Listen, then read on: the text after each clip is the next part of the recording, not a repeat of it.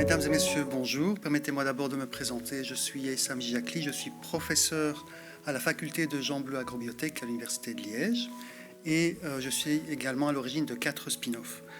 Mais si je suis aujourd'hui présent devant vous, c'est parce que depuis plus de 30 ans de carrière, la santé de la planète est vraiment une de mes préoccupations majeures.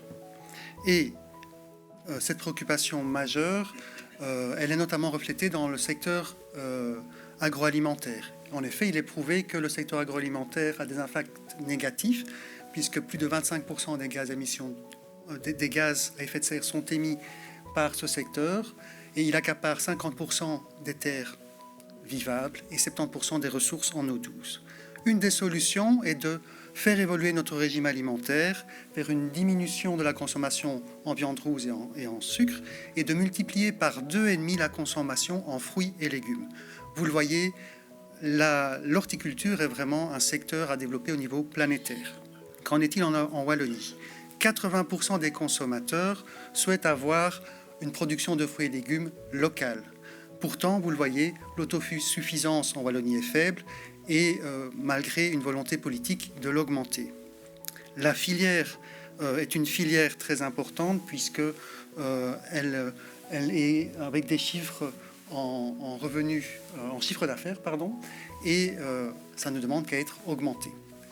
D'où la création et le développement de Wasabi 2.0 qui a pour but de développer des systèmes agroalimentaires, horticoles, qui soient bienveillants, intégrés et innovants. C'est-à-dire que ce soit des systèmes à taille humaine, donc des entreprises à taille humaine qui visent une production et une transformation pour avoir des produits de qualité et en circuit court. Afin de relever ces défis, nous avons mis en place un écosystème de 40 partenaires qui peuvent s'appuyer sur la plateforme Wasabi qui existe déjà à Jean Bleu Agrobiotech et qui ont aussi reçu le soutien de 110 partenaires. Alors, nous travaillons sur 155 projets qui sont des projets répartis en 5 actions.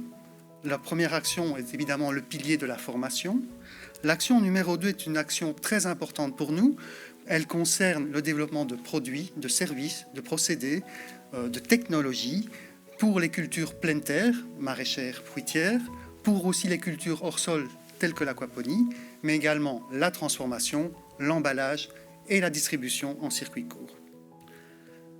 La valorisation n'est sûrement pas oubliée puisque dès à présent certains produits sont en cours de valorisation au travers d'entreprises et 18 entreprises ont dès à présent marqué leur intérêt pour les différents produits, processus, etc. qui sont en cours de développement. Il s'agit ensuite de les développer dans le territoire wallon, aussi bien au niveau des villes, notamment avec l'agriculture urbaine, qu'au niveau des zones rurales et des zones d'activité économique.